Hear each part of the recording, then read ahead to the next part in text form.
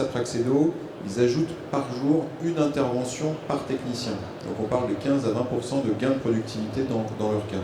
Et puis, y compris dans les petites boîtes, donc là, un dernier exemple, une société qui s'appelle Bongard, qui fait des fours à pain.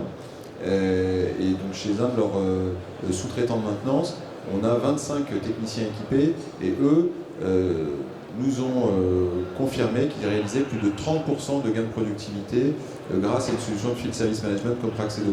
Donc c'est des gains qui sont très importants, qui sont souvent liés vraiment au flux de l'information, à la fois sur la planification, et ça c'est sans parler aussi des gains liés à l'accélération de la facturation, donc des gains en termes de trésorerie qui sont énormes, sachant qu'on a certains clients qui mettaient 6-7 semaines à facturer, et maintenant qu'ils peuvent facturer en 24 heures puisqu'ils ont toutes les informations pour le faire. Les informations sont montées directement dans le SI, enfin dans le SAP, le RP, etc. directement. Et pour les boîtes internationales que vous accompagnez chez OBS? En fait, c'est toujours un peu difficile puisqu'en général, quand on intervient avec le client, c'est son ROI et c'est un peu donc son PNL en fait. Et donc du coup, ce qu'on peut dire, c'est qu'effectivement, le retour sur investissement qu'il a par rapport à ce projet est inférieur à 2 ans. C'est ce qu'on peut donc voir, c'est en général les chiffres que l'on a. Maintenant, donc, dans le détail, je n'ai pas les gains de productivité que ces entreprises, en fait, par exemple allemande, a pu avoir grâce en fait, à ce système mis en place avec du deep learning et donc une amélioration de sa maintenance. Okay. Bon, on voit qu'il y a donc plein d'usages émergents, des pilotes pour tout ce qui est réalité augmentée, réalité virtuelle, du ROI. Techniquement, c'est facile à mettre en œuvre ce type de projet, ça dure 1 mois, 6 mois, en fonction de la taille de la boîte. Comment ça se passe à ce niveau-là? Ça, c'est la question subsidiaire. Est-ce que je gagne mon point en chocolat si je réponds correctement? C'est pas sûr. C'est pas sûr. C'est pas sûr. C'est pas forcément compliqué. Vous avez des connecteurs avec tous les ERP du marché? C'est pas forcément compliqué. C'est-à-dire que c'est des choses qui sont maîtrisées. Effectivement, il y a de la connexion avec les ERP, avec les CRM, l'asset management, avec le call center, avec la solution RH pour les timesheets, etc. Le truc qu'il faut bien comprendre quand même, c'est que le technicien, les opérations service, c'est un peu les grands oubliés de la digitalisation, en tout cas jusqu'à maintenant. C'est des gens à qui on a toujours dit c'est bon, débrouille-toi, tu vas bien y arriver, voilà, et puis il faudrait faire moins cher.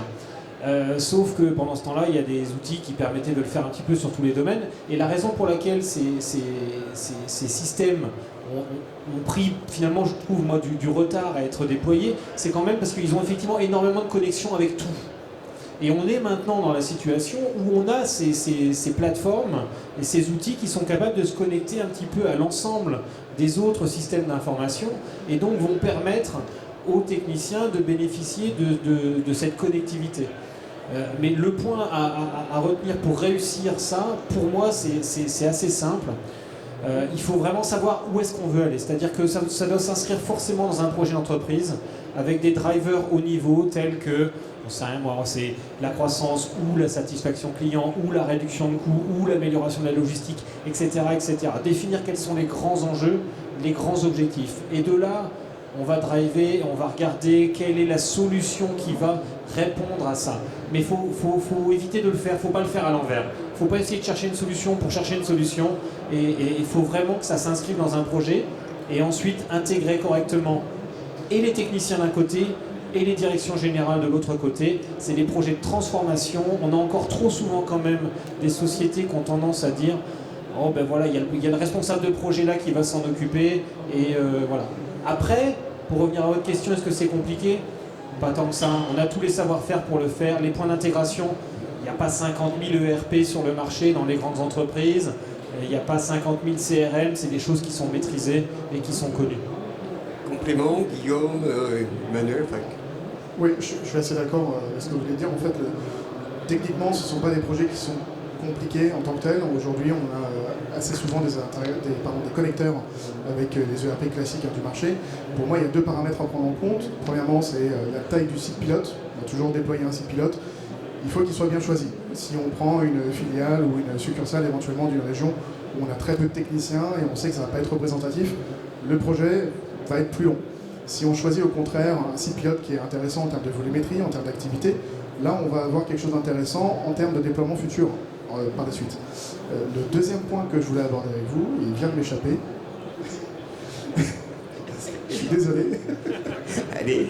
Mais allez-y, Alors, continuez, ça va revenir. Donc je vais rebondir peut-être donc, par rapport au point qu'on a dit précédemment. Donc il est clair qu'aujourd'hui donc on peut trouver toujours ou quasiment toujours en fait une solution par rapport au problème présenté. Et la preuve en est, c'est que en général par rapport à ce type de projet, on commence toujours par un pilote ou un proof of concept comme on dit. Et donc le résultat est toujours probant en général. Maintenant, s'il n'y a pas de support donc, au niveau donc, du management et donc par rapport à un objectif clair de ce pilote, eh ben, il va rester morné. Finalement, ça va rester donc, au niveau opérationnel et on ne va pas l'industrialiser.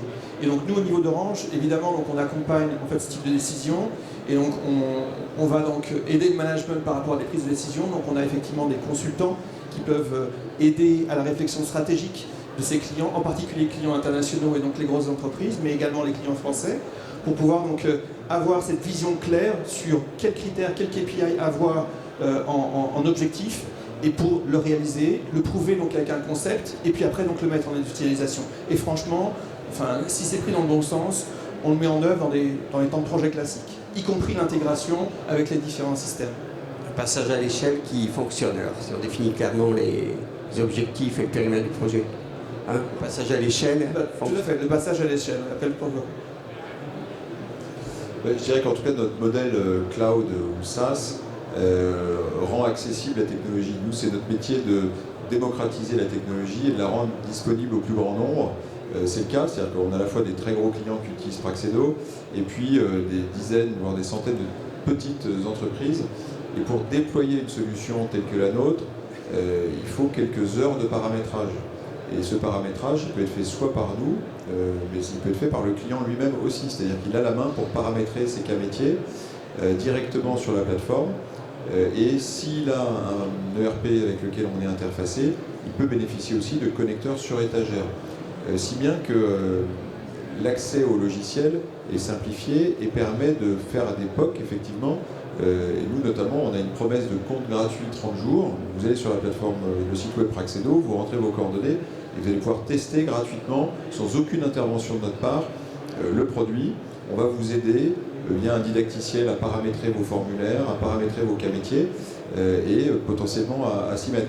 Donc, moi je dirais, c'est plutôt mon message, c'est un message un peu de frustration, un petit peu de voir qu'il y a encore beaucoup d'entreprises qui ne s'équipent pas, quelle que soit la solution, alors qu'en fait les solutions existent. Et il suffit de les benchmarker, les tester, puis de les déployer.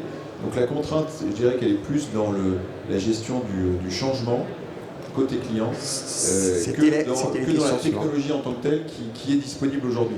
C'était la question suivante, effectivement. Alors, je vais vous embêter un peu quand même. On parlait de connecteurs, tout est mature en termes de technologie. Est-ce qu'il commence à y avoir des interfaces matures pour accéder, par exemple, au contenu textuel? Je parle très au contenu textuel. Je parle, par exemple, des rapports d'intervention qui définissent telle panne. Moi, en tant que journaliste, j'ai des gens qui me disent « Tiens, on analyse les rapports pour faire du prédictif sur les pannes. » Est-ce que ça commence à fonctionner? Est-ce qu'on peut aller voir un ECM, se connecter, pomper les rapports, les analyser et prévoir plus facilement des pannes? Est-ce que c'est encore de la prospective ou est-ce que ça existe? Pour moi, le prenez pas mal, mais je pense que dans ce cas-là, il y a un problème dans l'ordre des choses. C'est-à-dire que quand je vais générer mon rapport sur une plateforme de ce type, le rapport, c'est pas l'étape finale, mais on va dire il est créé à partir de données qui sont déjà existantes. Je ne vais pas m'amuser à aller faire un OCR sur un rapport sur un PDF alors que la donnée est existante ailleurs. Donc en fait, je vais plutôt, au moment de la création de la donnée indépendante, là, cette fois-ci, l'utiliser et effectivement travailler dessus. Donc par exemple, ce que je mentionnais tout à l'heure sur 3D System, et là, analyser par exemple des codes PAN ou ce genre de choses, ou de la même manière de l'IoT, etc. L'idée, c'est de croiser aussi les types de données. Donc ça peut être les profils de communication, par exemple. Nous, sur nos applications, on a une solution de messagerie instantanée d'entreprise pour les techniciens. On va être capable de déterminer des profils de communication en fonction des différentes personnes, qui communiquent avec quoi, comment, sur quel type de données, est-ce qu'il va faire plutôt de la vidéo, est-ce qu'il va faire plutôt de l'audio, est-ce qu'il va faire plutôt du texte, et croiser ça avec des données de performance, des données de résultats de satisfaction client par exemple, pour derrière déterminer des actions et des informations de ces différentes données. Et par exemple voir que si quelqu'un communique énormément, qu'il a un niveau de performance par exemple peut-être inférieur à celui des autres, il y a peut-être un besoin de formation. Mais de la même manière, quelqu'un qui ne va pas communiquer du tout et qui au contraire va peut-être être très très bon, peut-être que je vais vouloir le mettre au centre de ma communication, parce qu'en fait peut-être que généralement c'est quelqu'un d'expérimenté qui a besoin de personne, qui va vivre tout seul dans son coin, et que j'aimerais peut-être bien au contraire qu'il devienne un coach, un mentor pour les gens plus jeunes qui vont venir et travailler dedans. Donc pour moi l'inclusion du rapport dans l'analyse de données, je dirais elle est naturelle, mais c'est pas vraiment le rapport que je vais intégrer, mais plutôt vraiment l'ensemble des données qui constituent le rapport.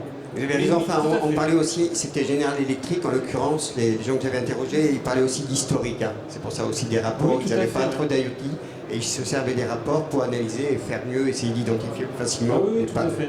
Tout simplement. Question suivante, là, je vous embêtais un peu sur ce point-là, mais donc le point central, c'est pas la techno, c'est la conduite du changement finalement. C'est un peu. Oui, mais alors on pourrait se dire dans ce cas-là, finalement c'est plus le technicien qui freine. Enfin, en entendant votre question, j'imagine que c'est. On peut se dire, or, je pense pas que ce soit le cas. C'est-à-dire que nous, notre constat, c'est qu'une fois que la solution a été choisie et que le déploiement est décidé, derrière ça déroule et les techniciens y voient leur intérêt. Moi, j'ai pas, sur nos 800 clients, on n'a pas eu un projet en échec parce que les utilisateurs le rejetaient. C'est un truc que j'ai jamais vu. Au contraire, on a plutôt des utilisateurs qui sont satisfaits et qui demandent à être connectés. C'est-à-dire qu'à partir du moment où ils passaient du mode papier au mode digital, je veux dire, pour eux, c'était un énorme gain parce qu'ils voient ça comme un outil. Et notre application a été conçue comme un outil. C'est pas un outil de flicage, c'est vraiment un outil à la disposition du technicien. Je dirais que la conduite du changement, elle se situe plutôt dans l'entreprise. Moi, j'ai été le RP depuis 10 ans, depuis 15 ans. J'ai ce process. Et j'ai du mal à imaginer un autre processus, j'ai du mal à me remettre en question, enfin pour certaines entreprises, et du coup, effectivement, c'est notre métier d'aller convaincre les décideurs de s'équiper, de l'intérêt d'aller choisir ce genre d'outils qui sont, encore une fois, disponibles pour être testés, et finalement, pour moi, en tant qu'utilisateur, calculer mon propre retour sur investissement. Parce que chaque fournisseur ira vous voir en vous disant « vous allez gagner ci, vous allez gagner ça », mais finalement, il n'y a rien de mieux qu'un vrai test avec son contexte pour s'assurer que dans son contexte particulier, le retour d'investissement est bien présent. Et là-dessus, je pense que c'est une évidence. Une solution de mobilité, ça va coûter 50, 100 euros par mois à tout prix, terminal, télécom, logiciel. Et forcément, je veux dire, 100 euros par mois, si on n'est pas capable de prouver que grâce à un outil de field service management, on va gagner une intervention de plus par mois par technicien, c'est qu'il y a un vrai souci dans nos solutions. Voilà, donc je pense que le ROI il est juste évident tout de suite. Voilà. Donc, pas de résistance au changement. Alors, oui et non. En fait, je pense que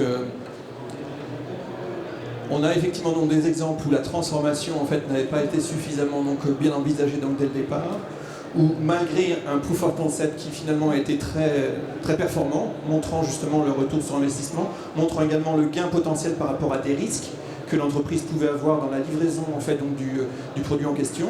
Donc les techniciens, eux, estimaient que l'avantage ou la performance de l'outil donné, qui était en fait de la localisation en fait, d'objets nécessaires à la production, ils estimaient qu'ils étaient suffisamment grands pour pouvoir donc localiser ces objets et finalement se passer de l'outil. Et c'est tout bête, mais le gain, ne serait-ce de quelques heures, de ne pas avoir à chercher par jour en fait, donc ces équipements nécessaires à la production, et ben ce gain n'était pas factorisé, n'était pas compris comme étant effectivement donc, un intérêt pour eux également. Je pense que dans l'approche qui a été faite donc, de ce projet, qui depuis, évidemment, donc, on a pris à un autre niveau en disant, écoutez, au niveau du management, il faut qu'on vous aide à transformer, il faut qu'on vous aide à changer des mentalités, qu'on vous forme également. Et donc ça c'est un travail d'approche qui aurait dû être prévu dès le départ, mais donc on est arrivé un peu en fin de projet. Et donc ça clairement c'est un cas concret existant en France où il a fallu... C'est un industriel, j'imagine. Pardon ? C'est un industriel. Un industriel, oui. Un industriel. Et qui travaille donc aussi bien donc, avec ses propres techniciens donc, que des tiers. Et l'un comme les autres en fait sont assez réfractaires finalement donc, à utiliser donc, ces solutions. Étaient étaient réfractaires. Mais parce qu'ils ne voyaient pas leur intérêt individuel dans l'utilisation du service. Manifestement, ce n'était pas vécu par eux comme un outil venant les aider. Il n'y a pas eu de bonus, par exemple, pour eux en particulier s'ils l'utilisaient, je pense. Ouais. Et c'est vrai qu'également, donc, l'intérêt était plutôt au niveau d'entreprise par rapport à des performances et également des risques éventuels qui n'avaient plus du tout à encourir grâce au système mis en place, de bout en bout. Là, c'est OBS, c'est vous qui avez fait l'accompagnement au changement pour Alors, rattraper. donc au début, la commande initiale était purement donc, au niveau donc, de l'innovation technologique. Et donc c'est ce qu'on a fait. Donc on a effectivement travaillé sur cette innovation technologique. Quelle technologie pouvait permettre d'identifier donc les fameux outils ou objets nécessaires à cette production. Et donc dans un environnement assez difficile, assez métallique, donc forcément très difficile en fait à localiser. Et donc on a donc fait cette analyse d'innovation, on est arrivé à la meilleure solution technique et technologique qu'on a implémentée en POC et qui in fine évidemment donc, qu'on a appliqué sur le terrain donc, par rapport à une chaîne de production. Et à la fin, il s'est avéré que finalement il y avait une résistance assez forte donc des techniciens par rapport à l'utilisation de ces outils donc, qui sont finalement des terminaux plutôt robustes, plutôt industriels comme on peut les voir en fait donc avec nos partenaires Crosscall là. Donc c'est très similaire à cela. Donc c'est on pourrait dire très habituel et usuel pour l'industrie, mais là clairement donc ils n'étaient pas prêts donc, pour l'accepter parce qu'ils considéraient que c'était un peu les infantiliser. Et donc du coup après, deuxième étape, il faut donc revenir en arrière et donc s'assurer qu'au niveau de management le problème est bien compris pour pouvoir débloquer effectivement donc, des budgets pour former, informer et emmener à la transformation digitale finalement donc, de ce processus de production. C'est un peu ce que vous disiez tout à l'heure. C'est un peu ce que vous disiez tout à l'heure en impliquant la direction. Enfin, exactement. En fait, le principe, nous tel que je le vois en fait sur les sociétés, et ça c'est vrai, plus la société est grosse en fait. Parce que plus la société est grosse, plus il peut y avoir de réticence, en particulier au niveau des techniciens. Le technicien, effectivement, il y voit son intérêt, mais pour qu'il voit son intérêt, il faut qu'il soit impliqué. Et quand je dis il faut qu'il soit impliqué, il faut qu'il comprenne à quoi sert le projet. Donc je reviens encore toujours, parce que pour moi le process c'est vraiment très très simple. Il faut vraiment qu'il y ait des objectifs à très haut niveau qui soient très bien définis. Et ça, tout le monde le comprend. À tous les échelons, on est capable de comprendre que, ben oui, on essaie de réduire le temps administratif, par exemple, du technicien, qu'on veut plus qu'il passe son temps, qu'il passe 2 heures à commander une pièce, que ça sert à rien. Lui, ça l'intéresse pas, ça intéresse personne, en fait. Et quand il comprend exactement quel est l'objectif du projet, comment ce qu'il va faire, lui, ça va s'inscrire dans ce projet, et qu'est-ce que ça lui amène dessus, il intègre très très bien. C'est là-dessus du coup, je me situe un petit peu entre les deux, c'est-à-dire que effectivement le technicien, je suis aussi dans beaucoup de situations où les techniciens sont généralement force de proposition pour dire mais allons-y. Et on a encore trop souvent les directions générales qui disent ah oui mais le process machin, et puis qui posent des questions, qui font venir le consultant truc, le consultant bidule. J'ai rien contre le consulting, mais c'est juste qu'il y a un certain moment où il faut avancer. Et il y a un retour sur investissement, il est indéniable. Nous, tous les ans, on demande à nos clients qu'est-ce que ServiceMax a amené pour vous. En moyenne, ils nous disent au niveau de la productivité, un gain de 25%. D'accord ? En moyenne. Donc le gain, il est là, il est évident. Maintenant, il faut avancer. Ce qui fait quand même un petit peu peur pour revenir sur qu'est-ce qui bloque, qu'est-ce que vous pensez qui bloque. Il faut quand même se rendre compte qu'on parle effectivement de transformation d'entreprise. C'est pas anodin. Il y a des gros changements de process. Il y a dans certains cas des réorganisations qui doivent être mises en place. Et ça, effectivement, ça freine, ça fait un petit peu peur. Surtout que dans une carrière, un manager, une direction générale, etc., va faire 1, 2, 3 projets de ce type dans toute sa carrière.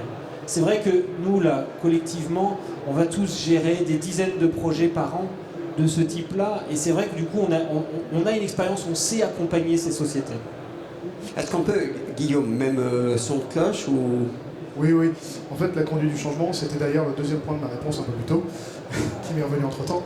La conduite du changement, elle est juste indispensable et ce qui a été dit est tout à fait juste, il faut embarquer tout le monde dans ces projets-là. C'est un projet d'entreprise et ça veut dire top-down et bottom-up. Ça veut dire qu'on doit prendre en compte les objectifs de la direction, des responsables d'opération, responsables d'intervention, etc. Mais il faut aussi prendre en compte le besoin métier, au final, terrain. Un technicien, qu'est-ce qu'il veut savoir ? Il veut simplement savoir que son métier va être plus facile demain.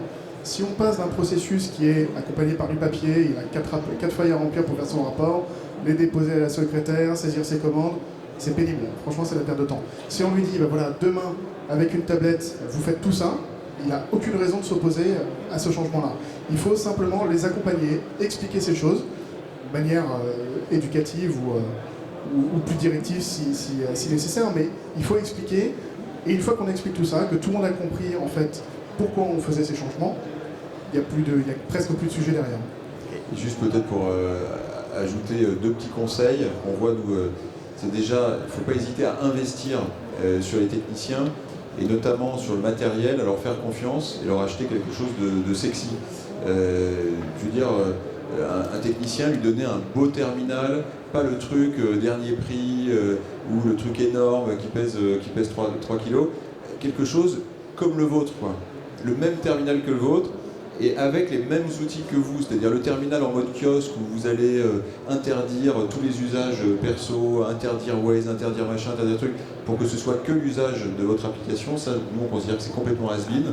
Donc plus vous investissez sur le terminal, plus le technicien va être fier, vous le valorisez, plus ça va améliorer l'image de votre entreprise vis-à-vis de votre client final. Donc ça c'est un point très important. Le deuxième point, c'est d'aligner tout le monde sur les mêmes objectifs et donc notamment de mettre en place un système de rémunération des techniciens qui les objective, qui les intéresse à leur productivité individuelle. Et ça c'est une tendance du marché, et à partir du moment où on met ça en place, eh ben, ça permet de faire en sorte que le technicien, lui, il ait un intérêt à avoir des plannings les plus denses possibles, à passer le moins de temps possible sur la route, être le plus possible chez le client, et du coup, nous, on le voit comme un facteur clé de succès de ce genre de projet. C'est pour le coup une véritable réorganisation, là, un peu. Enfin, changement de process. Je suis assez d'accord effectivement donc, avec l'intérêt, trouver donc, l'objet, la motivation donc, pour le technicien. Alors je ne sais pas si l'iPhone classique tel qu'on l'a donc nous-mêmes est le bon exemple, parce qu'effectivement si on veut l'utiliser dans un environnement un peu particulier, donc industriel, ben, ça peut être un peu compliqué. Enfin ils sont plutôt fragiles, on n'aurait pas, enfin je sais pas, le mien en tout cas, je sais pas pour la vôtre, mais le mien est plutôt fragile, donc du coup il n'est pas forcément très conforme. Et donc d'où avoir donc, des outils un peu particuliers, mais néanmoins pouvoir mettre l'application, et là j'adhère complètement, et c'est pour ça qu'il faut avoir des outils également pour pouvoir segmenter la vie privée et la vie publique, et donc c'est des éléments qu'on a, la vie professionnelle, et donc c'est des outils qu'on a évidemment donc, au niveau d'Orange Business Services, pour pouvoir permettre d'utiliser donc, ces équipements qui sont particulièrement performants, aussi bien pour des applications professionnelles que pour des applications personnelles, et du coup la motivation. Mais je pense que l'aspect un peu ruggedized, donc un peu robuste, est important, notamment pour des techniciens qui sont dans des zones un peu particulières, qu'elles soient lieux industriels ou autres, j'imagine, ouais, des terminaux durcis. Y a-t-il des questions dans la salle? Vous n'oubliez pas qu'à l'issue de la table ronde qui va se terminer, vous pouvez aller voir les interlocuteurs qui doivent avoir des stands d'ailleurs. Hein, Juste en face. voilà. Juste en face ici, là. Guillaume, vous êtes juste où, là. Nous, c'est D7. Le stand. Notre stand est juste là. Et vous? Alors je crois que c'est B12, c'est par là-bas aussi, C'est et par là. plus loin vers l'entrée. Ok. Le mot de la fin, en 2 mots, chacun. Allez-y. En 2 mots. Allez-y. Les projets, le field service, c'est connu, c'est maîtrisé, c'est un projet de transformation, mais qui n'est pas forcément si compliqué que ça à mettre en place. C'est vrai qu'on voit beaucoup de grands industriels qui sont... Enfin, les grands industriels sont tous équipés et on descend dans les chaînes de valeur au niveau des ETI, des PME et c'est complètement maîtrisé. Maintenant, il y a énormément d'acteurs qui connaissent très très bien leur métier. Guillaume. Oui, alors il y a quelques années, en fait, on a eu la révolution du CRM, avec l'arrivée de grands acteurs sur le marché. Je pense qu'aujourd'hui, il est temps qu'on ait la révolution du FSM, du Field Service Management. On a tous les outils aujourd'hui, toutes les infrastructures, toutes les connaissances techniques. Donc voilà, c'est le bon moment. Venez nous voir, venez discuter avec nous. Emmanuel. Ben, je ne peux qu'adhérer en disant que les solutions sont là, les technologies sont là, les compétences sont là, et je pense que le gain est là également, et bien au-delà de celui qu'on peut imaginer donc initialement. Si je prends juste un exemple en fait des grues, mais qui ne sont pas celles dont j'avais parlé, mais des grues qu'on met dans des bateaux. Et donc le gain pour le client était non seulement donc, de maintenir ces grues, mais après il s'est rendu compte que les données qu'il avait lui ont permis en fait de faire un redesign de ces grues en sachant exactement comment ses clients l'utilisaient. Donc un gain caché, mais supplémentaire. Donc autrement dit, parfois on a beaucoup plus que ce qu'on imaginait. C'était un autre sujet, un peu l'utilisation des données issues de la digitalisation de l'activité, en gros. Exactement. Tout à fait. Vincent? Je dirais que c'est évident, il faut y aller maintenant, il n'y a aucune raison d'attendre, donc c'est pas la peine d'attendre une nouvelle technologie, l'arrivée de je sais pas quoi, il faut y aller. Il faut y aller d'autant plus que vos métiers, enfin les métiers de l'intervention sont en train de bouger. Si vous n'y allez pas, vos concurrents, eux, y vont ou y sont déjà. Et puis il y a même des nouveaux modèles qu'on voit apparaître. On parle d'ubérisation dans plein de secteurs, mais y compris dans le secteur des techniciens. On voit de plus en plus de logiques de sous-traitance, avec des chaînes en cascade de responsabilité où finalement le technicien qui intervient, il est de moins en moins le salarié du donneur d'ordre.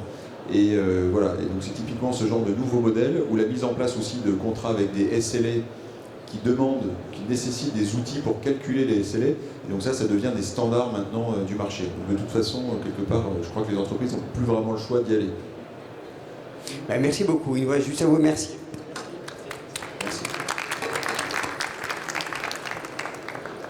Donc je vous invite à venir voir les spécialistes autour de la table.